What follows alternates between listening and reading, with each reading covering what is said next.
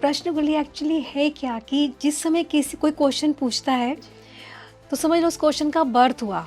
सब उसको इस समय जो टाइम हो रहा है हमारे पास 4:40, ठीक है।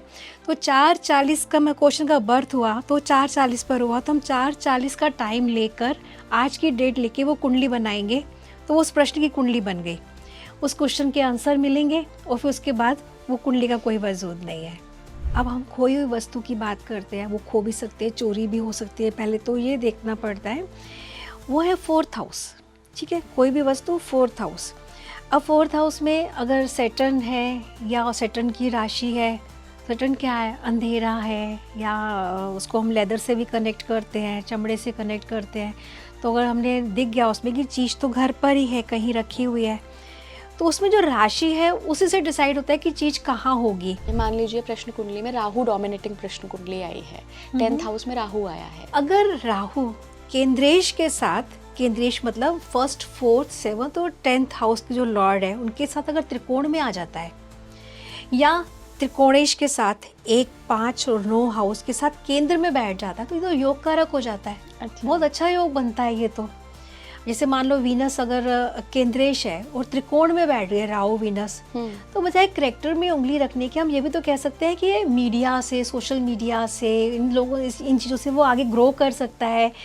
ये भी हो सकता है कि अपोजिट सेक्स इसको बहुत आगे से हेल्प करें इसको ग्रो करने में।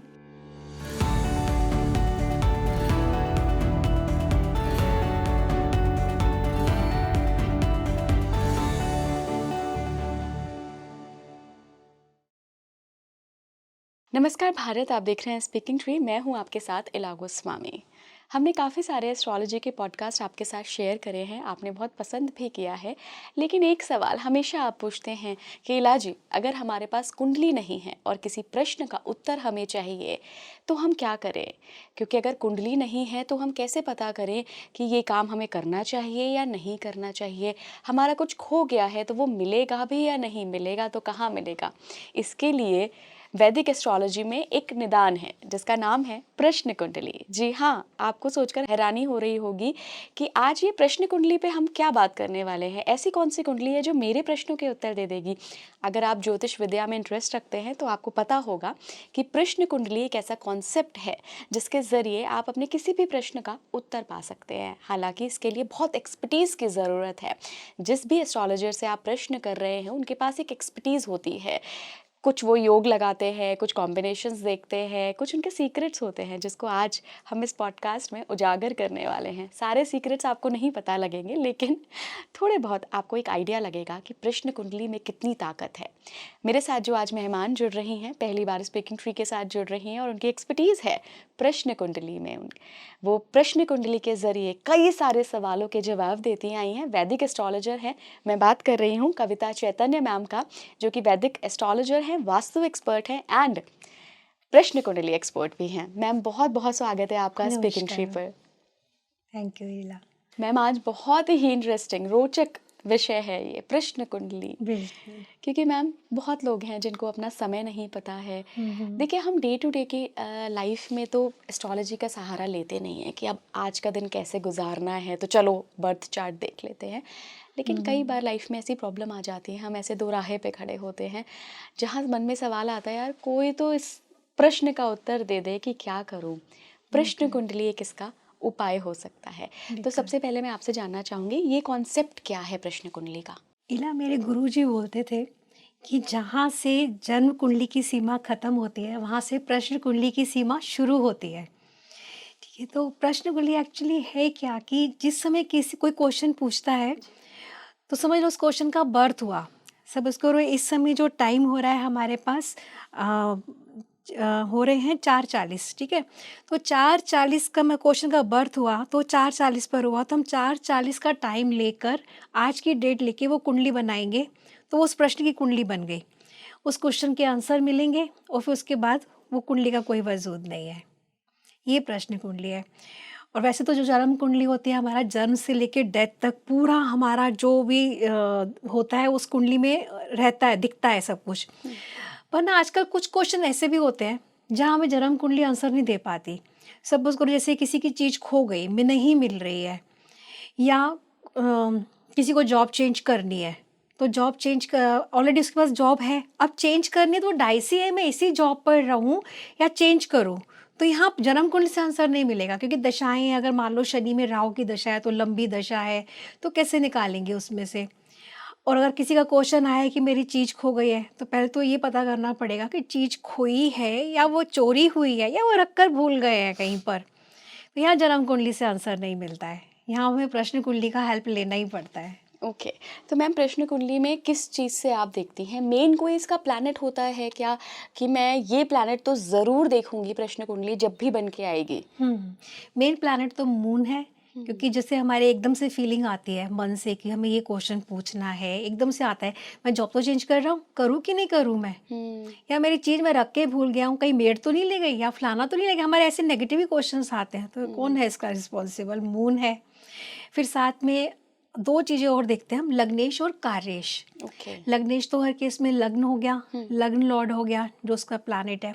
कार्येश जिस हाउस से रिलेटेड उसका क्वेश्चन है, अगर उसका करियर से रिलेटेड क्वेश्चन है तो कार्येश दशम भाव बन गया, अगर उसका मैरिज से रिलेटेड है तो 7th हाउस कार्येश बन गया, बच्चे से रिलेटेड है तो 5th हाउस बन गया।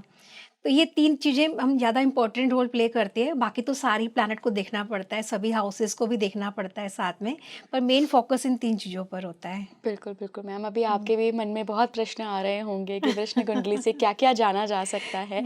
तो मैम इसकी और ज़्यादा विस्तार पे हम बात करते हैं। क्या होता है, जैसे मेरे मन में अभी प्रश्न आया कि इला तुम्हें आज मुंबई जाना चाहिए या नहीं जाना चाहिए, तो ये मेरे मन में अभी प्रश्न आया, तो मैं ये टाइम नोट करूं या फिर जब मैं किसी एस्ट्रोलॉजर के पास जाऊंगी मैंने तब उनसे जो प्रश्न किया वो टाइम नोट किया जाएगा? प्रश्न का जन्म जब हुआ वो समय इम्पॉर्टेंट है, या जब मैंने एस्ट्रोलॉजर को पूछा वो समय इम्पॉर्टेंट है? हाँ, देखो क्वेश्चन तो कभी भी मन में आ सकता है। मान लो आप सुबह खाना बना रही हैं किचन में, तो आपके मन में आ गया कि मैं पूछूं मैं जाना भी चाहिए कि नहीं, ठीक है ना। पर ये क्या हुआ कि पर अभी आप बात नहीं कर पा रही है, घर में गेस्ट है या काम है या कुछ भी, तो उस समय समझ लो आपने क्वेश्चन को कंसीव किया है। डिलीवर वो कब हो रहा है? जब किसी एस्ट्रोलॉजर से बात कर रही है, वो तब डिलीवर हुआ, तो वो टाइम लेंगे। आपने एस्ट्रोलॉजर से फ़ोन पर बात की कि मेरा ये क्वेश्चन है, मुझे आंसर चाहिए। अब एस्ट्रोलॉजर बिजी है उस समय, वो हो सकता है अगले दिन देखे या 2 घंटे बाद देख रहे हैं, तो वो टाइम वो लेंगे जब आपने बात की उनसे, अच्छा। ठीक है ना। वो टाइम लेंगे जब आप बात कर रहे हैं, ऐसे नहीं कि जब वो देखने बैठे तो उस वजह का वो टाइम ले रहे हैं। तो ऐसे मन में क्वेश्चन आया तो आपने कंसीव किया उस क्वेश्चन को, जब आपने एस्ट्रोलॉजर से बात की तो वो क्वेश्चन अब डिलीवर हो गया, तो वो टाइम फिक्स हो गया। पहले क्या होता था, पहले मोबाइल तो थे नहीं, तो लेटर लिखते थे या टेलीग्राम देते थे। तो जब टेलीग्राम या लेटर एस्ट्रोलॉजर के पास पहुंचा, उसने पढ़ा, वो टाइम उनका क्वेश्चन का होगा। अच्छा। वो टाइम नहीं जब उन्होंने लिखा है, ओके। वो टाइम नहीं जब एस्ट्रोलॉजर के पास आया वो, उन्होंने तो तब देखा ना। अच्छा, मान लीजिए मैम कि किसी के मन में दो प्रश्न एक साथ आ गए कि मुझे हम्म मुंबई जाना चाहिए या नहीं चाहिए, और क्या मुंबई जाके मुझे लाभ मिलेगा, तो ये तो हम्म दो अलग अलग प्रश्न हो गए। हम्म क्या एक समय से एक प्रश्न कुंडली से दो क्वेश्चन के आंसर हम दे सकते हैं? इसमें अगर मैं पहले शास्त्र की बात करती हूँ, शास्त्र कहते हैं पहला क्वेश्चन लग्न से, दूसरा मून से, तीसरा सन से, मून से मतलब मून कुंडली से, तीसरा सूर्य कुंडली से, ऐसे जुपिटर से, मरकरी और से, वीनस से कहते हैं। पर इसमें थोड़ा सा जो मेरे गुरुजी ने भी सिखाया मुझे और जो मैं बात करती हूँ, तो पूछने वाला तो एक ही है, लग्नेश। क्वेश्चन तो उसी के हैं ना जो पूछ रहे हैं, तो क्वेश्चन तो उनका ही है, तो लग्नेश तो हर केस में लग्नेश वो फर्स्ट हाउस रहा। अब क्वेश्चन आपने पूछा पहले जाना चाहिए कि नहीं जाना चाहिए, ठीक है। ट्रैवलिंग का हमने 3rd हाउस देखा, 12th हाउस देखा, जो और भी सब हाउस जो भी देखना है हमने ट्रैवलिंग के लिए 7th हाउस वो देखा। उसका क्वेश्चन हमने निकाल लिया, सपोज करो यस और नो में जो भी आया। अब आपने सेकंड क्वेश्चन पूछा मुझे लाभ होगा कि नहीं होगा, तो लाभ के लिए तो 11th हाउस रिस्पॉन्सिबल है, फिर 11th हाउस कार्यश बन जाएगा। अच्छा। तो हाउस चेंज होते जाएंगे क्वेश्चन के अकॉर्डिंग। एक केस था मैम, मैंने देखा खुद से, मुझसे किसी ने पूछा, कोई नोन में थे कि इलाजी हमारा ना कंगन खो गए हैं। अब जिनके कंगन खोए थे वो थोड़ा सा छोटे साइज़ के कंगन थे और मिल नहीं रहे हैं। अब ये उन्हें समझ नहीं आ रहा था कि क्या घर से चोरी हो गए हैं या कहीं हम भूल गए हैं, उनको समझ नहीं आ रहा था। बहुत समय बाद उन्होंने चेक किया कि कंगन नहीं मिल रहे हैं। तो जिन एस्ट्रोलॉजर के पास ये प्रश्न पूछा गया और जो प्रश्न कुंडली से जवाब आया, उन्होंने कहा कि किसी बहुत सोने की चीज़ में ही आपको मिलेंगे। अब वो सोच रहे हैं हमारे घर में ना सोने का कोई बक्सा है, ना कोई सोने के ऐसे ज्वेलरी बॉक्स है, तो कहाँ मिलेंगे? सारे जगह ढूंढ लिया, नहीं मिले नहीं मिले। 10-15 दिन बाद जो उनकी मदर इन लॉ थी, सास थी, उनके थोड़े बड़े कंगन, मोटे कंगन था उसके अंदर धसे हुए थे वो धसे कंगन, हुए और थे। घर में ही मिल गए। हाँ, हाँ। तो ये देखिए ना कितनी ब्यूटी है प्रश्न कुंडली की। ये बिल्कुल। कैसे बताया होगा मैम? देखिए, जो उन्होंने जिन एस्ट्रोलॉजर की बात कर रहे हैं, उन्होंने देखा होगा, कितनी खूबसूरती से इसको देखा होगा। तो इसके जो रूल्स हैं कि पूछने वाला लग्नेश, अब हम खोई हुई वस्तु की बात करते हैं, वो खो भी सकते हैं, चोरी भी हो सकती है, पहले तो ये देखना पड़ता है। वो है 4th हाउस, ठीक है? कोई भी वस्तु 4th हाउस। अब 4th हाउस में अगर सैटर्न है या सैटर्न की राशि है, सैटर्न क्या है? अंधेरा है, या उसको हम लेदर से भी कनेक्ट करते हैं, चमड़े से कनेक्ट करते हैं। तो अगर हमने दिख गया उसमें कि चीज़ तो घर पर ही है, कहीं रखी हुई है, तो उसमें जो राशि है उसी से डिसाइड होता है कि चीज़ कहाँ होगी। अगर शनि है तो कहीं दबी हुई रखी हुई है, किसी चीज़ के नीचे दबा के रखी है, किसी लेदर बैग में रखी है, और भी चीज़ें देखनी पड़ेंगी साथ में। अगर उन्होंने जैसे बताया कि आपने बोला कि किसी गोल्ड के अंदर गोल्ड, ऐसे बताया ना आपने? हाँ, तो इसके लिए जो रिस्पॉन्सिबल 2 प्लैनेट हैं वो है वीनस और जुपिटर, ओके। ठीक है ना? तो अगर वीनस और जुपिटर का 4th हाउस से कनेक्शन है और लग्न से भी कहीं न कहीं कनेक्ट हो रहे हैं, तो वो किसी अच्छे मतलब वैल्यूएबल चीज़ के अंदर ही वैल्यूएबल चीज़ ओके। है ना? और इसमें हम जो प्रश्न कुंडली होती है, इसमें ताज़िक योग बहुत ज़्यादा रोल प्ले करते हैं। उनसे बिल्कुल सटीक आंसर मिलते हैं। ताज़िक योग 16 योग हैं। एक्चुअली जो प्रश्न कुंडली है, ये अरबी और फ़ारसी वर्ड दिए हुए हैं इन योगों को। जैसे इत्तिशाल, इक़बाल, इंदुवार, नक़्त, यम्या, मड़ऊ, रद्द योग, खल्लासर योग, ये योग के नाम हैं। तो इस सबसे मेन जो है इत्तिशाल योग, वो हम प्लैनेट की लग्नेश और कारेश की डिग्री से बनाते हैं कि अगर उनकी क्लोज डिग्री है तो इत्तिशाल हो रहा है। फास्ट मूविंग प्लैनेट का स्लो मूविंग प्लैनेट से अगर डिग्री कम है तो और भी शर्तें देखी जाती हैं। 4-5 शर्तें हैं इसकी, अगर वो सारी अप्लाई हो रही तो इत्तिशाल योग बनता है। तो ये डिसाइड करता है कि अगर चीज़ कहाँ है, या जॉब चेंज करनी है, करें ना करें, तो उनकी डिग्री से हम लोग डिसाइड करते हैं। कई बार ऐसा भी होता है कि काम बन रहा है तो लगता है काम बनते बनते एकदम से नहीं बनेगा, होप पूरी है काम बन जाएगा, पर काम एकदम से नहीं बना, कुछ हो गया ऐसा। तो वहाँ पे भी ये योग ही रोल प्ले करते हैं। इत्तिशाल तो बन गया, पर उसके साथ मान लो कि रद्द योग बन गया, मड़ऊ योग बन गया, तो यहाँ फिर वो योग कैंसिल भी हो जाता है। ओके। होप तो पूरी है, काम होने वाला है, पर एकदम से कुछ ऐसा होता है काम होता ही नहीं, तो वो फिर ये है।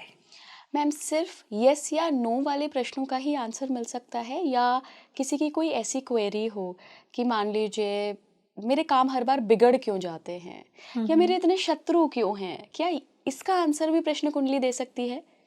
अगर उसकी जन्म कुंडली है ना, तो जैसे इस तरह के क्वेश्चन में कि काम नहीं बन रहे हैं आप पूछे, तो कहीं ना कहीं हमें जन्म कुंडली है तो वो भी देखना चाहिए। क्योंकि मेन तो जन्म कुंडली है ना, जो हमारा बताते हैं कि लक कैसा है, या हमें इजीली चीज़ें मिलेंगी या हमें एफर्ट्स करने ही पड़ेंगे। अगर दोनों में सेम हमें कनेक्शन मिल रहा है, तो मतलब कि एक्यूरेसी आ गई उसके आंसर में। ओके। बिल्कुल हाँ, अगर दोनों में ही नहीं मिला वो कॉम्बिनेशन, तो ठीक है, ऐसा होगा ही नहीं।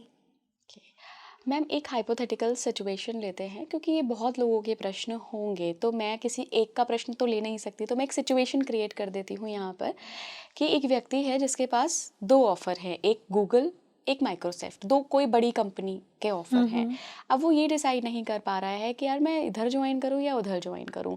मुझे नहीं पता दोनों के वर्क कल्चर में क्या डिफरेंस है, हालांकि दोनों बहुत बड़ी कंपनी हैं। तब फिर कैसे प्रश्न कुंडली से ये बात डिसाइड होती है कि यार दोनों बढ़िया ऑफर हैं इस व्यक्ति के पास, दोनों ही बड़ी कंपनी है, फिर आप कैसे देखेंगे? जो करियर के जो कॉम्बिनेशन लगाते हैं हम कि कौन सा करियर सूट करेगा, पहले तो जैसे लगाते हैं कि इसका बिजनेस होगा या जॉब होगा, या जॉब से एकदम से बिजनेस में आ जाते हैं। कई लोग ऐसे तो जॉब करते करते बिजनेस में स्विच कर जाते हैं, या इनको कैसा करियर सूट करेगा, तो उसमें फिर वो कॉम्बिनेशन लगा के करियर डिसाइड हो जाता है कि अब ये वाला करियर करिए आप। दोनों वो कॉम्बिनेशन जो हम लोग इसमें लगाते हैं वैदिक एस्ट्रोलॉजी में, जन्म कुंडली में लगाते हैं कि किस जैसे बच्चे आते हैं ना, कई लोग पेरेंट्स आते हैं कि बच्चे को किस फील्ड में कौन से सब्जेक्ट दिलवाएं, किस फील्ड में जाना चाहिए आफ्टर 10th। तो वो एक कॉम्बिनेशन हम प्रश्न कुंडली में भी लगा सकते हैं, क्योंकि ऑलरेडी उसका करियर तो सेट है, जॉब तो वो कर ही रहा है ना। जी, जी। अब वो डाइस ये है कि मैं इसमें गूगल में जाऊँ, माइक्रोसॉफ्ट में जाऊँ, तो हम वही लगाते हैं कॉम्बिनेशन और उससे निकाल लेते हैं। या फिर इसमें एक विधा और भी है, वो केपी में यूज़ होती है, कृष्णमूर्ति पद्धति में। कृष्णमूर्ति पद्धति में प्रश्न के बहुत अच्छे सटीक मिलते हैं। तो यहाँ पर क्या करते हैं कि लग्न, उसका नक्षत्र लॉर्ड, मून, उसका नक्षत्र लॉर्ड, डे लॉर्ड, इनकी राशियों को एक कैलकुलेशन होती है, छोटी सी कैलकुलेशन, तो वो कैलकुलेशन करते हैं तो उसमें आ जाता है कि कौन सा आंसर है, फर्स्ट या सेकंड। अच्छा। ऐसे पहले उससे लिखवा लिया, मतलब नोट करवा लिया। तो उसने जैसे मान लो आपने बोला माइक्रोसॉफ्ट और गूगल, आप कुछ भी बोल सकते हैं, पहले गूगल भी बोल सकते हैं, पहले माइक्रोसॉफ्ट भी बोल सकते हैं। तो वो लिखवा लिया तो क्या होता है, अब यहाँ पे मून काम कर रहा है कि वो मून उनके दिमाग में चल रहा है कि मुझे क्या पहले लिखूँ, मैं क्या बाद में लिखूँ, मन से ही होता है ना ये तो।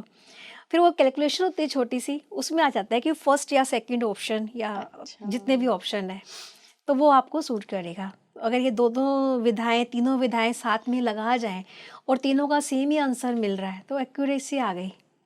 अच्छा मैम, ऐसा भी होता है कि आपको पता लग जाए कि ये व्यक्ति क्या प्रश्न लेकर आया है, क्योंकि मैंने ऐसा सुना है कि हाँ। एस्ट्रोलॉजर्स को पता लग जाता है कि अब क्या पूछने वाला है। जी हाँ, जिस समय कोई आता है तो उस समय क्या करते हैं, उसी वक्त का ट्रांजिट लगा लिया। जैसे अभी कोई आए तो अभी का ट्रांजिट लगा लिया, तो उससे पता चल जाता है कि इसके मन में क्या क्वेश्चन है, जो हमारे पास आए हैं इनके क्वेश्चन क्या है और कितने क्वेश्चंस हैं, ये पता चल जाता है। और फिर उसके बाद अगर हम उसी जन्म कुंडली भी देखा है तो देखें तो दशाएं जो आ रही हैं, दशाएं भी बता देती हैं कि ये ऐसा ऐसा इस समय हो सकता है।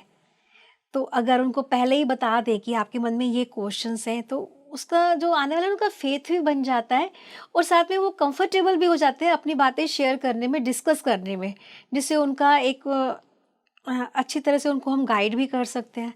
एक्चुअल में एस्ट्रोलॉजी है क्या, एक साइकोलॉजी है। बिल्कुल। जो आया है उसको साइकोलॉजिकल, उसको मतलब आंसर देना है कि वो अगर नेगेटिव है तो इस तरह से बताओ कि वो हर्ट भी ना हो और मतलब आंसर भी मिल जाए। आंसर भी मिल जाए। बिल्कुल। मैम, थोड़ी-सी राशियों पे बात करना चाहूँगी मैं, और ये रिलेशन है मेरे उस सवाल का कि किसी का अगर कुछ चोरी हो गया, तो कई बार एस्ट्रोलॉजर्स बहुत स्पेसिफिक बता देते हैं कि जहाँ पानी का स्थान है, वहाँ आपकी चीज़ मिलेगी, जहाँ फायर का स्थान है, वहाँ आपकी चीज़ मिलेगी। तो ये कैसे जज करते हैं? मतलब इतना स्पेसिफिक कैसे बताते हैं?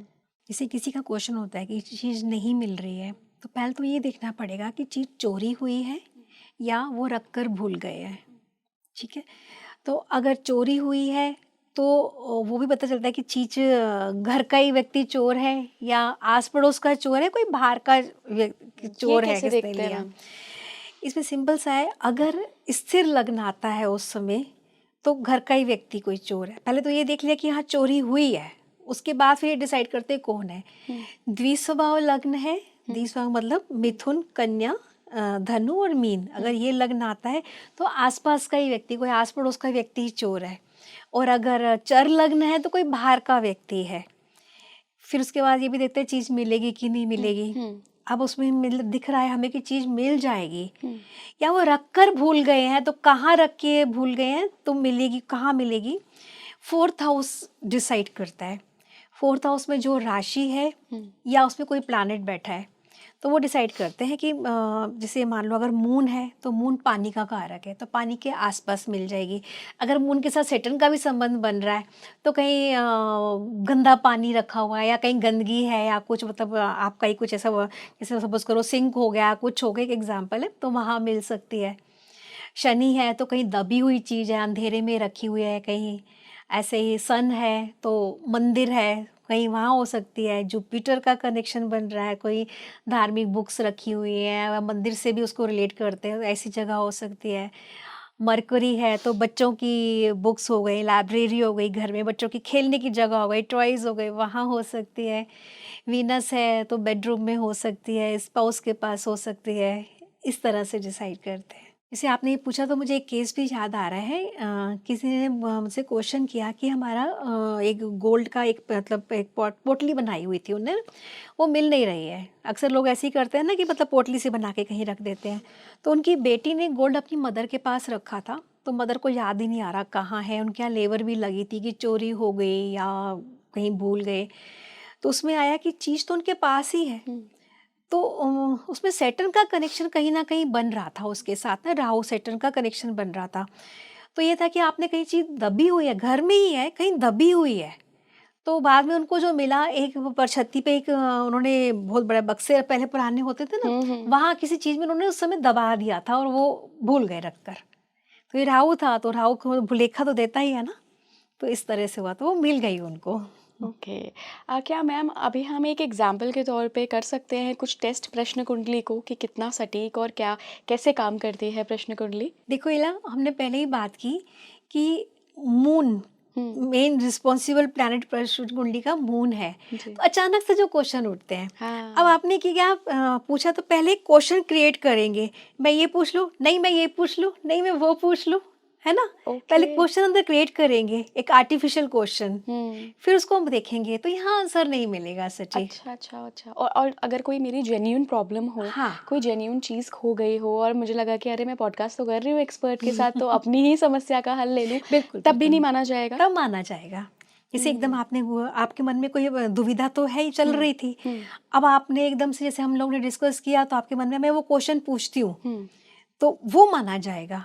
ओके। पर हम एक किसी के टेस्ट के लिए एक आर्टिफिशियल क्वेश्चन क्रिएट करेंगे ना, हालांकि अगर किसी के टेस्ट के लिए आर्टिफिशियल क्वेश्चन क्रिएट होते हैं, तो वो उस समय जो ट्रांजिट बनता है, कुंडली बनती है, उसमें आ भी जाता है कि ये टेस्ट करने के लिए है या क्योंकि अगर उस समय फर्स्ट हाउस में मून आ जाता है और मरकुरी सेटर्न कहीं भी केंद्र में आ जाते हैं, तो लगता है कि हमें टेस्ट करने ही आए हैं, इनका कोई जेन्युइन क्वेश्चन नहीं है। ओके। इस तरह से कई मतलब पॉइंट्स हैं ऐसे, तो पता चल जाता है। ओके। मैम जनरली आपके पास किन प्रश्नों के लिए लोग आते हैं? कॉमन, बहुत कॉमन क्वेश्चंस क्या होते हैं प्रश्न कुंडली से जुड़े हुए? आजकल ना यंगस्टर बहुत आते हैं, हम्म। क्योंकि मैरिज लिविंग रिलेशनशिप में है या अफेयर चल रहा है या कुछ भी चल रहा है, अब मैरिज के लिए डिसीजन लेना है, तो उनके मन में क्यूरियोसिटी होती है, पता नहीं बाद में निभेगी कि निभेगी, या जो मेरा मतलब पार्टनर है जिससे मेरा अफेयर है या कुछ है, तो वो वाकई जेन्युइन है या खाली टाइम पास ही है ना। तो वो भी उसमें प्रश्न कुंडली से बहुत अच्छी तरह पता चल जाता है। अच्छा। जैसे उसने क्वेश्चन पूछा कि मैं जिससे मैं शादी करना चाह रहा हूँ, हम लोग का अफेयर चल रहा है, तो क्या वो मेरे लिए बाद में भी मतलब लॉयल रहेगा? उसके आंसर बड़े अच्छे मिलते हैं। क्या देखते हैं आप उसमें? उसमें सेवंथ हाउस, सेवंथ लॉर्ड और कारक प्लस, क्योंकि मैरिज की बात हो रही है, तो कारक सेवंथ हाउस बन गया। ओके। तो लग्न का संबंध, सेवंथ हाउस का संबंध, अगर मेल है तो वीनस देखेंगे, जो फीमेल है तो साथ में जुपिटर भी देखेंगे। ये सब देख के फिर निकाल, उसमें से पता चल जाता है कि कुंडली तो है ही नहीं ना, वो तो खाली पूछने आया है। और कुछ क्वेश्चंस करियर को लेके भी ज़्यादा होते हैं। आजकल करियर को लेके यंगस्टर ना बहुत ज़्यादा टेंस रहते हैं कि अब बिजनेस जॉब कर रहे हैं, बिजनेस करना चाह रहे हैं, तो क्या मैं बिजनेस में आ जाऊं? हालांकि ये तो जन्म कुंडली में भी मिल जाता है कि हाँ बिजनेस से, जॉब से एकदम से बिजनेस में आएंगे, तो ये तो जन्म कुंडली से भी मिल जाते हैं। अब वही बात है, जॉब कर रहे हैं, अब दो जगह से और ऑप्शन है हमारे पास, तो स्विच करें या प्रेजेंट जॉब में ही बने रहें। तो ये भी उसमें प्रश्न कुंडली से बहुत ही अच्छे सटीक आंसर मिलता है इसका। राइट। क्या मैम कभी ऐसी पॉसिबिलिटी होती है कि आपके पास बर्थ चार्ट भी है और एक व्यक्ति प्रश्न कुंडली से कुछ पूछने आया है, मान लीजिए कि उस व्यक्ति ने एक बहुत एक्स्ट्रा ऑर्डिनरी पोजीशन के लिए अप्लाई किया है जो आपको बर्थ चार्ट में प्रॉमिस नहीं दिख रहा है कि ये कभी इतना बड़ी पोजीशन पे भी पहुंच सकता है, वहाँ प्रॉमिस ही नहीं है, लेकिन प्रश्न कुंडली में आ रहा है कि जो ये बात पूछ रहा है इसका प्रॉमिस तो है प्रश्न कुंडली में, ये कॉन्ट्रडिक्शन कभी होता है? हाँ, ये भी होता है। प्रश्न को जन्म कुंडली में तो उसका दिख रहा है कि एक एवरेज लाइफ चल रही है या कुछ है, परंतु उस समय दशाएं बहुत अच्छी चल रही हैं, फेवरेबल दशाएं चल रही हैं, और प्रश्न कुंडली इस समय बता रही है कि हाँ, हाँ मतलब जितना जैसे ये बोल रहे हैं ऐसा वो उसमें प्रॉमिस दे रही है। तो यहाँ पे पर उसको ये हमें सजेस्ट करना पड़ेगा कि ऐसे नहीं कि आपको जैसे एफर्ट्स डालें और आपको सारे रिजल्ट्स मिलने शुरू हो गए। बहुत ज़्यादा एफर्ट्स तो डालने ही पड़ेंगे, पर जितना आप चाह रहे हो उतना नहीं मिलेगा। है ना, जितना मतलब आप चाहते हैं, उम्मीद कर रहे हैं कि मैं करोड़ों में बिजनेस करूं या कुछ नहीं, सेफ साइड होके तो आपको चलना ही पड़ेगा, अपनी हद में तो रहना ही पड़ेगा, है ना। ले लिया लोन, करोड़ों का लोन ले लिया, कुछ ले लिया, बाद में दिक्कत हो रही है तो नहीं, अपनी हद में रह के ही काम करना होगा आपको ना। राइट। हम्म। मैम एक बहुत जेन्यून सवाल, और मैं इसके ज़रिए लोगों के बीच पैदा हुए भ्रम को भी तोड़ना चाहती हूँ कि जनरली लोगों को एक बड़ा शक होता है कि हमारे घर पे किसी ने काला जादू कर दिया है, जादू टोना कर दिया है। क्या ये भी प्रश्न कुंडली से हम पता कर सकते हैं कि ये व्यक्ति का मून की वजह से कुछ या दशाओं की वजह से वहम हो रहा है, या जेन्यूनली कोई तांत्रिक क्रिया या कुछ इसके ऊपर किया हुआ है? जिनका मून वीक होता है ना, हम्म, या फ्री होता है, फ्री से मतलब उसके दोनों तरफ प्लैनेट ना हो, हम्म, तो उसको बोलते हैं मून फ्री है। अच्छा। या फिर मून सैटर्न के साथ है, सैटर्न उस कुंडली के लिए अकारक है तभी, राहु के साथ है और पर वो भी अकारक स्थिति में है, तो यहाँ पे लोगों को एक भ्रम रहता है कि मतलब एक अंदर से एक डर सा रहता है कि किसी ने कुछ कर तो नहीं दिया।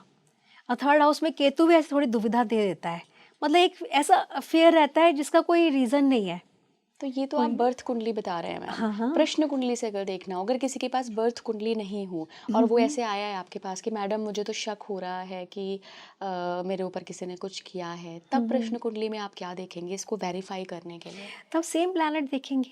अगर उस समय मून की स्थिति ऐसी है तो उसमें डर है। हाँ, कहीं न कहीं हम इसको अगर वैसे माने तो कहीं न कहीं नज़र दोष वग़ैरह होते तो हैं, हम इसको नकार नहीं सकते हैं, हम्म, क्योंकि आज की जनरेशन कहती है कुछ नहीं होता है, हम्म, पर कहीं न कहीं नेगेटिव वाइब्स तो होती ही बिल्कुल। हैं। अगर किसी की ऑरा वीक है या कुछ है तो बॉडी उनकी रिसीव कर लेती है नेगेटिव वाइब्स। तो उसमें वहाँ क्या है कि अपने मन को स्ट्रॉन्ग करो, पता तो चल जाता है यहाँ पे कि यहाँ पे कुछ नेगेटिव वाइब्स हैं या इनकी ऑरा बहुत नेगेटिव हुई रखी है। इन चीज़ों को हम नकार नहीं सकते हैं, हम्म, पर एकदम से बिल्कुल कि एकदम से हाँ, किसी ने कुछ कर दिया, उसको डरा दिया, नहीं आपके ऊपर तो कुछ जो तांत्रिक हम्म। क्रियाएँ हैं, ये है, वो है, ऐसे नहीं डरा सकते। तो कहीं न कहीं अपने आप को स्ट्रॉन्ग करो, अपनी ऑरा स्ट्रॉन्ग करो। ओके। मून वीक है, सैटर्न राहु के इन्फ्लुएंस में है, तो किसी ने बोल दिया ना, जैसे किसी के बहुत ही अच्छा, आपने तो बहुत ग्रो कर लिया, तो वो नेगेटिव वाइब्स तो पहुंच जाती हैं उसकी बॉडी तक, हम इसको नहीं नकारेंगे। ओके। उसकी बॉडी ने रिसीव कर ली वो नेगेटिव वाइब्स। हम्म। और कई होते हैं, देखो आपकी फलते फूलते रहते हैं लोग, कुछ भी कहे वो इतना ग्रो कर रहे हैं, तो कहीं ना कहीं उनका मून स्ट्रांग है, क्योंकि जैसा हम सोचते हैं ना वैसा ही हम रिसीव भी कर लेते बिल्कुल, हैं बिल्कुल। एनर्जी। बिल्कुल मैम। मैम एक प्रश्न ऐसा भी होता है कि मुझे क्या करियर चूज़ करना चाहिए? मान लीजिए कोई 17-18 साल का बच्चा है और उसके माता-पिता में से किसी का एक ये सवाल है, हम्म। तो यहाँ तो हाँ या ना का कोई ऑप्शन नहीं है, वो तो डायरेक्टली पूछ ही रहा है, तब फिर आप कैसे जवाब देते हैं, क्या देखते हैं? यहाँ पर अगर जन्म कुंडली है तो पहले जन्म कुंडली देखेंगे, क्योंकि मेन प्लैनेट्स तो वही है ना, कुंडली तो वही है ना। तो उनकी कुंडली देखकर डिसाइड हो जाता है कि इस बच्चे को अब क्या सब्जेक्ट्स लेने चाहिए। अगर वो डाइसी है तो कुछ बच्चे देखो इतनी विल पावर स्ट्रांग होती है, वो फिफ्थ सिक्स में आते ही वो अपना एक गोल बना लेते हैं कि हमें तो ये ही बनना है और हमें ये करना है, और वो बहुत अच्छे से कर भी जाते हैं। पर जहाँ बच्चा थोड़ा डाइसी है, डिस्टर्ब है, या बच्चा कॉन्फिडेंस लेवल थोड़ा उसका लो है, तो वहाँ उनको बताना पड़ता है कि आपके क्या सब्जेक्ट्स रहने चाहिए। कई बच्चे ना वो फोर्स में आके कहते हैं हम तो मैथ्स लेंगे, हम तो साइंस लेंगे, फिर कर नहीं पाते हैं, करियर भी खराब हो जाता है। तो जन्म कुंडली से इसका बहुत अच्छी तरह आंसर मिल जाता है। जन्म कुंडली लगाई और साथ में अगर प्रश्न कुंडली भी लगा ली, उस समय का ट्रांजिट भी लगा लिया, दोनों में सेम हमें वो मिल रहा है उसका जो भी कॉम्बिनेशन, तो फिर एक्यूरेसी आ जाती है कि हाँ आप ये लो और ऐसा होगा ही होगा। और अगर सिर्फ प्रश्न कुंडली हो, बर्थ चार्ट है ही नहीं, तो फिर आप कैसे देखते हैं? फिर प्रश्न कुंडली को ही देखना पड़ेगा। हाँ, कुछ क्वेश्चन तो ऐसे जैसे मान लो कि पेरेंट्स आजकल, पहले पेरेंट्स लोगों की नहीं होती थी कुंडलियाँ, उनका अपना कोई क्वेश्चन है तो बच्चों के चार्ट से निकाला, स्पाउस के चार्ट से निकाला। और अगर बच्चे के लिए हम देख रहे हैं, उसका करियर के लिए देख रहे हैं, तो प्रश्न कुंडली लगाओ उस समय, क्योंकि क्वेश्चन तो उसी वक्त हुआ पैदा ना, हुआ एकदम है। से बना क्वेश्चन, उस क्वेश्चन का तो बर्थ हुआ ना, हम्म। क्वेश्चन की कुंडली बनाई, तो एक्यूरेसी है इस पे। मैम फिर प्लैनेट्स क्या देखती हैं? मान लीजिए प्रश्न कुंडली में राहु डोमिनेटिंग प्रश्न कुंडली आई है, टेंथ हम्म। हाउस में राहु आया है, हम्म। क्योंकि करियर का मामला है तो हम ऑफ कोर्स टेंथ देखेंगे, हम्म। उसमें राहु आया है, तो आप क्या इंटरप्रिटेशन इसका निकालेंगे? इला जो हमने राहु की बात की ना, तो राहु को पहले देखना पड़ेगा कि वो किसके साथ संबंध बना रहा है, अकेला बैठा है या किसी प्लैनेट के साथ बैठा है। होता है ना कि मून या सन के साथ है तो कहते हैं इनको ग्रहण लगा दिया, चंद्रमा को ग्रहण लगा दिया राहु केतु ने, सूर्य को ग्रहण लगा दिया। वीनस के साथ है तो उसके करेक्टर पर ही उंगली रख देते हैं, वीनस और राहु साथ में हो, मंगल राहु साथ में हो तो बोल देते हैं फॉर्जरी का है ये तो कॉम्बिनेशन, इस तरह से। तो यहाँ पे अगर राहु केंद्रेश के साथ, केंद्रेश मतलब फर्स्ट फोर्थ सेवन्थ और 10th हाउस के जो लॉर्ड है उनके साथ अगर त्रिकोण में आ जाता है, या त्रिकोणेश के साथ 1, 5 और 9 हाउस के साथ केंद्र में बैठ जाता है तो ये तो योग कारक हो जाता है। अच्छा। बहुत अच्छा योग बनता है ये तो। जैसे मान लो वीनस अगर केंद्रेश है और त्रिकोण में बैठ गए राहु वीनस, तो बजाय करेक्टर में उंगली रखने के हम ये भी तो कह सकते हैं कि ये मीडिया से, सोशल मीडिया से, इन लोगों इन चीज़ों से वो आगे ग्रो कर सकता है। और ये भी हो सकता है कि अपोजिट सेक्स इसको बहुत आगे से हेल्प करें इसको ग्रो करने में। एक चीज़ पर ही हम क्यों जाते हैं ना इस पर। तो इस तरह से हम राहु की पोजीशन देख के तब उसका जो प्रेडिक्शन है वो डिसाइड करते हैं। ओके। ऐसे मैम अगर किसी को सरकारी नौकरी में जाना हो और वो अभी प्राइवेट में काम कर रहे हो तो ये स्पेसिफिकली हम बता सकते हैं कि ठीक है आप सरकारी नौकरी के लिए ट्राई कर रहे हो, जा पाओगे या नहीं, अगर किसी का ऐसा प्रश्न है। हाँ, यहाँ पे हमें थोड़ी प्रैक्टिकल डिसीजन भी लेने पड़ेंगे। क्या उसकी एज अभी है हाँ, सरकारी में नौकरी में जाने के लिए, वो हाँ, है ना। राइट। पहले तो वो देखेंगे, फिर उसके बाद फिर उसमें कॉम्बिनेशन होते भी हैं, सरकारी नौकरी में जा सकता है या ये अभी उसी में ही रहेगा, प्राइवेट जॉब में ही रहेगा। ये सारे कॉम्बिनेशन देखने पड़ते हैं। इसमें हम राहु को देखेंगे, सैटर्न को देखेंगे, सन को देखेंगे, इनकी पोजीशन देख के तब भी डिसाइड होता है। थोड़ा सा और फिर मैम इसके दशाएं साथ में, अच्छा। दशाएं भी अगर जन्म कुंडली में देख रहे हैं तो दशाएं भी तो देखेंगे ना, फेवरेबल दशा कब आ रही है तभी। और अच्छा मैम, हाँ एक मिनट, प्रश्न कुंडली में अगर देखेंगे तो फिर हम उसमें योग लगाएंगे, ताजिक योग।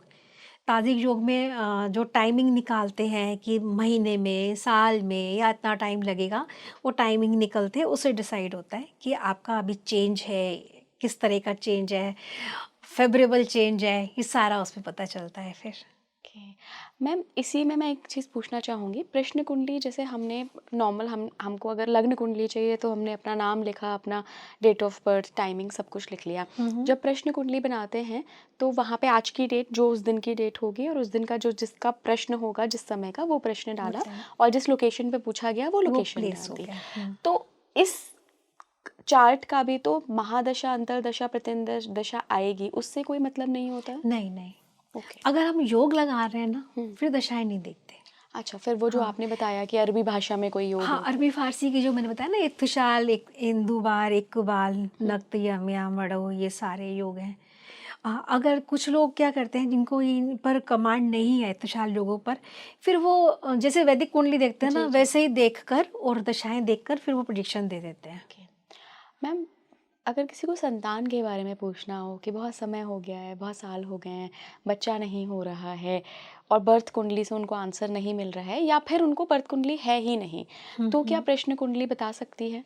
हाँ बिल्कुल, उसमें पता चल जाएगा कि ट्रीटमेंट से होगी या नॉर्मल होगी, या कुछ एस्ट्रोलॉजिकल ट्रीटमेंट भी होते हैं। एस्ट्रोलॉजिकल ट्रीटमेंट ये हो गए, जैसे कुछ मंत्र हो गए, कुछ दान स्नान, ये 5 तरह के एस्ट्रोलॉजिकल ट्रीटमेंट होते हैं। जी। मंत्र, यंत्र, दान, स्नान और औषधि, तो ये ट्रीटमेंट है। या फिर इसमें एक चीज़ देखी जाती है जो जन्म कुंडली में भी देखी जाती है, बीज स्फुट और क्षेत्र स्फुट। अच्छा। उससे पता चल जाता है कि किसमें मतलब प्रॉब्लम है भी कि नहीं, या सब कुछ ठीक है, खाली नेचर टाइम मांग रही है, या फिर मेल या फीमेल किसमें क्या प्रॉब्लम है और वो टाइम से ठीक हो जाएगा या एस्ट्रोलॉजिकल ट्रीटमेंट लेना पड़ेगा। तो यही सेम हम इसमें लगाते हैं प्रश्न कुंडली में, एक ही कुंडली में बीज स्फुट और क्षेत्र स्फुट लगाते हैं। उसमें उससे डिसाइड हो जाता है कि हाँ क्या एस्ट्रोलॉजिकल ट्रीटमेंट लेना है, मेडिकल ट्रीटमेंट लेना है, या सब कुछ ठीक है, बस नेचर टाइम मांग रही है, इतने टाइम में आप मतलब ये खुशखबरी आपको मिल जाएगी। मैम, आपने शुरुआत में बताया था कि एक तो लग्न देखते हैं हम और एक कारक देखते हैं, कार्येश। कार्येश देखते हैं। तो इधर बच्चे वाले केस में कार्येश 5th हाउस हो 5th जाएगा। हाउस हो गया। इसमें आप क्या क्या पोजीशनिंग देखते हैं फिर? लग्नेश हो गया, 5th लॉर्ड हो गया, 5th house 5th Lord, plus संतान का कारक बृहस्पति। अच्छा। कारक भी देखना बहुत ज़रूरी है ना। ओके। बाकी तो बाकी प्लैनेट भी कोई ना कोई रोल प्ले करते हैं। मान लो अगर हम बोल रहे हैं फिफ्थ हाउस पाप कर्तरी में है, तो मतलब और दो प्लैनेट भी तो हमने ले लिए ना, शुभ कर्तरी में है या पाप कर्तरी में है, या किसी और बैनिक प्लैनेट के साथ इत्थशाल बना रहा है। तो ये सारे बाकी प्लैनेट भी रोल प्ले करते हैं, पर जो मेन है लग्नेश, कारेश और उसका कारक, उस हाउस का कारक, इन चीज़ों पे मेन फोकस किया जाता है। और मैम ये कैसे देखते हैं कि बच्चे का प्रॉमिस है आपकी कुंडली में, ये कैसे देखते हैं हम? मान लो अगर लग्नेश और फिफ्थ लॉर्ड का कहीं ना कहीं इत्थशाल हो रहा है, और साथ में मून भी बहुत अच्छा रिलेशन बना रहा है दोनों के साथ, तो 100% गारंटी देता है कि ऐसा होगा ही होगा। इसके साथ साथ जुपिटर देख लिया, जुपिटर बहुत अच्छी पोजीशन में है, कोई मैलेफिक इन्फ्लुएंस मीन्स पाप प्रभाव नहीं है। फिर नमाश भी देखते हैं साथ में। अच्छा। D9, D9 अगर D9 में भी उनकी स्थिति बहुत अच्छी है, D7 में उनकी स्थिति बहुत अच्छी है, तो फिर तो कोई रोक ही नहीं सकता, मतलब कहीं क्वेश्चन मार्क है ही नहीं। D9 क्या है? D1 की आत्मा है, या हम कहते हैं उस प्लैनेट की स्ट्रेंथ जो होती है वो D9 से देखते हैं। फिर जो मैंने सप्तमांश की बात की D7, ये संतान के लिए देखा जाता है। अच्छा, तो उसमें भी प्रॉमिस साथ में देखते हैं। ओके। और ये D7 बहुत अच्छे से पता चल जाता है कि कई बार ऐसे होता है कि संतान का योग नहीं है, आपका तो एडॉप्ट करने का योग बन रहा है, गोद लेने का योग बन रहा है प्रश्न कुंडली में ही? प्रश्न कुंडली से। ये मैम कैसे देखते हैं? ये कुछ कॉम्बिनेशन होते हैं। अच्छा। जैसे एक सिंपल सा एक सूत्र तो ये है कि अगर फिफ्थ हाउस में शनि की राशि है और बुध उसमें बैठा है, या बुध की राशि है और शनि उसमें बैठा है, साथ में 9th और 8th का कनेक्शन, ऐसे 4-5 कॉम्बिनेशन लगाएं, अगर वो सारे मिल रहे हैं तो एडॉप्टेशन का हो जाता है, ये कि अडॉप्ट करना पड़ेगा। इसमें भी बहुत सारे कॉम्बिनेशन आपको देखने, चेक क्रॉस वेरीफाई एक कॉम्बिनेशन से कोई भी फलित नहीं हो सकता, चाहे जन्म कुंडली हो चाहे प्रश्न कुंडली हो। खाली एक कॉम्बिनेशन, जैसे अभी हमने वीनस राहु की बात की, एक वीनस राहु को देख के अगर हम बुक में पढ़ेंगे, ये तो एक मतलब करेक्टर का होता है, करेक्टर पे उंगली रखता है, पर एक से तो नहीं डिसाइड कर सकते ना, और भी कॉम्बिनेशन हमें मिलने चाहिए। जहाँ 2-3 कॉम्बिनेशन मिल जाए, 4 कॉम्बिनेशन मिल जाए, तभी उसको बताना चाहिए कि ऐसा है, एक कॉम्बिनेशन से नहीं, उसके तो और भी मीनिंग निकलते हैं ना। राइट। अभी तक तो सुन के मैम मुझे पूरी हमारी बातचीत ऐसा लग रहा है कि प्रश्न कुंडली तो बहुत कुछ बता सकती है। बिल्कुल। मैम इसकी लिमिटेशंस क्या है? अब थोड़ी लिमिटेशंस पे भी बात करते हैं। लिमिटेशन ये है कि अगर मान लो वो कॉम्बिनेशन नहीं मिल रहे हैं, जो को क्वेश्चन पूछ रहे हैं उसका आंसर नहीं मिल रहा है, तो हम 6 मंथ्स तक का तो लेते ही हैं। एक क्वेश्चन, एक प्रश्न कुंडली की जो हम एक मानते हैं वो 6 महीने की मानते हैं, कि 6 महीने बाद दोबारा से लगा के देख लेंगे। एक तो होता है ना कि यस और नो का क्वेश्चन है, वो तो आंसर मिल ही गया।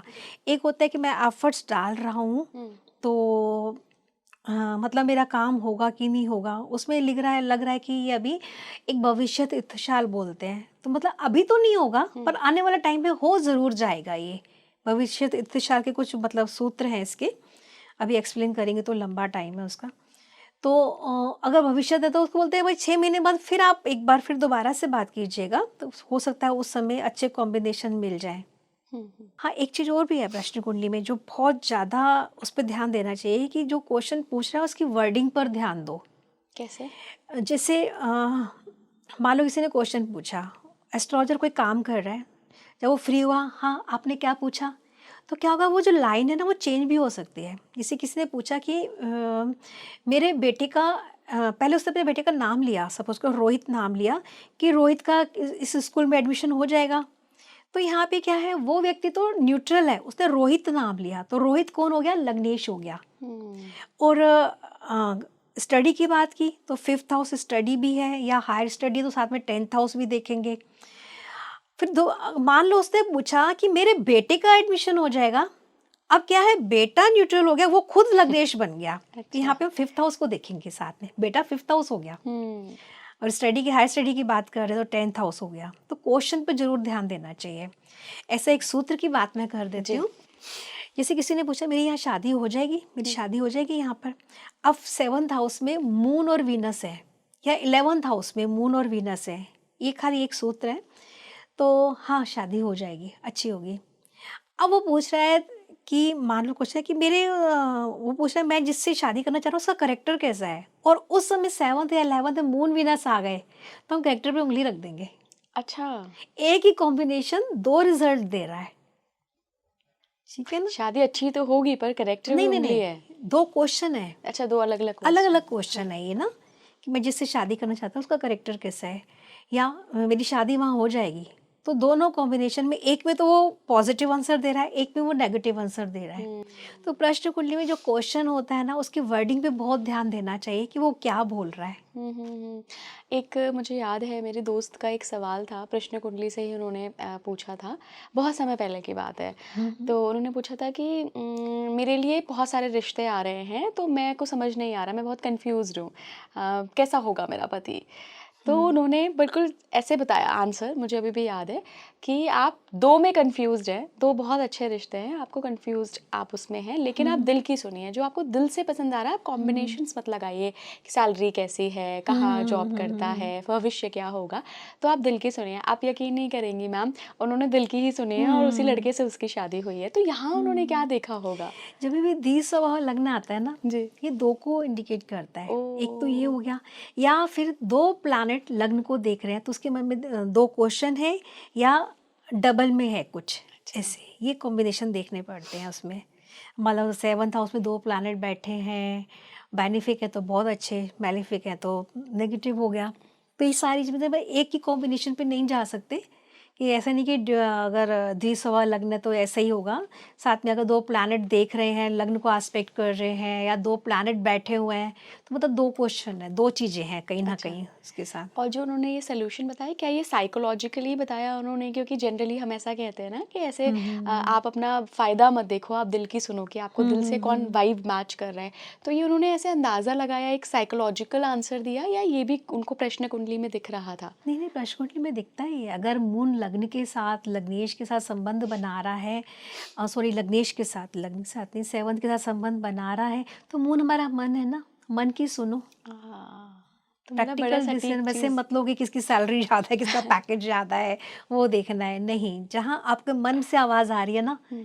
तो वहाँ जाओ आप। Great ma'am, great. मुझे लगता है प्रश्न कुंडली तो काफ़ी कुछ बता सकती है, बिल्कुल। जो लोगों। प्रश्न कुंडली एक्चुअली क्या है, बहुत ईज़ी भी है और बहुत मुश्किल भी है। हुँ। और सबसे बड़ी बात कि एस्ट्रोलॉज़र की यस और नो पे अगले का पूरा भविष्य टिका हुआ है। बिल्कुल मैम। तो बहुत ही रिस्पॉन्सिबल सब्जेक्ट है ये। ऐसे उसमें जन्म कुंडली में तो चलो ये नहीं दिख रहा, समझ में आ रहा, तो चलो किसी और विधा से देख के हम उसको बता सकते हैं। बाकी काफ़ी चीज़ें दिख जाती हैं उसमें तो, पर प्रश्न कुंडली में तो एक क्वेश्चन पर ही फोकस करना है ना। इसमें मैम मुझे लगता है कई बार, मैं ये बात करना नहीं चाहती हूँ, लेकिन मुझे ऐसा लगता है कि मृत्यु हम सबकी रियलिटी है, ये अटल सत्य है। तो कई बार मुझे लगता है परेशानी आपको या किसी भी एस्ट्रोलॉजर को तब आती होगी जब कोई अपना बहुत बीमार है, या कोई हुँ, ऐसी सिचुएशन है और जहाँ हम जानना चाहते हैं, वहाँ कई बार सिचुएशन मुश्किल होती होगी। बिल्कुल। अक्सर क्वेश्चन तो आते ही ऐसे हैं, का कोई नॉर्मल अगर तबीयत ठीक नहीं है तो चलो कोई बात नहीं, ठीक है, ठीक हो जाएगा। तो अगर मतलब होता है कि डॉक्टर बता नहीं रहे हैं कुछ भी, या कुछ भी हो सकता है, तो कैसा रहेगा, ठीक हो जाएगा या नहीं? जैसे मान लो चर लग्न आ गया उस समय, तो चर लग्न है, कुछ चेंज होना है, या तो वो ठीक हो जाएगा या बिगड़ जाएगी हालत, है ना? अगर वो लग्न बेनिफिक उसमें मतलब शुभ प्रभाव में है तो ठीक हो रहा है धीरे धीरे, अगर अशुभ प्रभाव में है तो तबीयत खराब होगी। और उसके साथ कहीं न कहीं लग्न का लग्नेश का अष्टमेश के साथ संबंध बन रहा है, षष्ठेश के साथ संबंध बन रहा है, द्वादश के साथ, तो और जो या पाप ग्रहों के साथ बन रहा है, तबीयत ज़्यादा ही खराब होगी।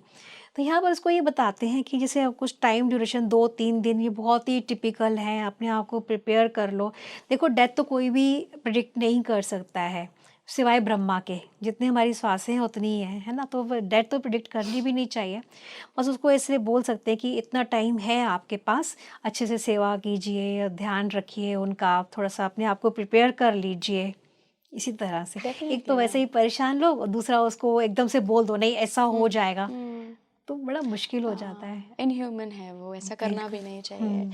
और मुझे लगता है कि अगर कोई अष्टमेश से या अष्टम से संबंध आ भी रहा है मैम, या 6 से या 12th से संबंध आ भी रहा है, तब भी ईश्वर ने रखी है वो डोर अपने हाथ में, आप राइट, ईश्वर के बिल्कुल। पास मैंने जाइए। कहा ना, डेथ तो, जन्म और डेथ तो ब्रह्मा के हाथ में है, ईश्वर बिल्कुल। के हाथ में है। बिल्कुल मैम। ना प्रेडिक्ट पता चले तो भी नहीं ऐसे एकदम से प्रेडिक्ट करना चाहिए कि एक कोई होते हैं प्रेडिक्ट कर देते हैं, जब हो जाता है देखो हमने बताई थी उसकी डेथ ऐसा हो गया। नहीं, कहीं न कहीं अपनी हद में रहना चाहिए। बिल्कुल एथिकल नहीं है ये। हाँ, बिल्कुल। मैम बहुत बहुत धन्यवाद आपका। जी, आप जुड़ी नमस्कार। और आज काफ़ी विस्तार से हमने प्रश्न कुंडली को जाना। हमने आज से पहले कभी भी किसी के साथ प्रश्न कुंडली पे हुँ, हुँ, हुँ। बातचीत नहीं की है, लेकिन आपने इतनी सरल भाषा में और इतने सूदिंग वे में आज प्रश्न कुंडली को समझाया है। नहीं, ये सब्जेक्ट बहुत ज़्यादा इंटरेस्टिंग है और बहुत ज़्यादा रिस्पॉन्सिबल भी है। बिल्कुल मैम, बिल्कुल। इसीलिए मैंने यही हाँ। सोचा था कि हम किसी रिस्पॉन्सिबल व्यक्ति के साथ ही इस थैंक यू सब्जेक्ट को सो कवर मच, करेंगे। Thank you. बहुत-बहुत जी, धन्यवाद मैम। नमस्कार। आपको कैसा लगा हमारा आज का पॉडकास्ट? ये बिल्कुल नया एक विषय था प्रश्न कुंडली। और अगर आपके मन में भी कोई सवाल है प्रश्न कुंडली से आंसर वाले नहीं, प्रश्न कुंडली से रिलेटेड कि क्या-क्या पता किया जा सकता है, मैं अपनी कौन-कौन सी जिज्ञासाओं को शांत कर सकता या कर सकती हूँ, तो मुझे कमेंट बॉक्स में भेजिएगा। मुझे आपके कमेंट्स का इंतज़ार रहेगा। जुड़े रहिए स्पीकिंग ट्री के साथ। नमस्कार।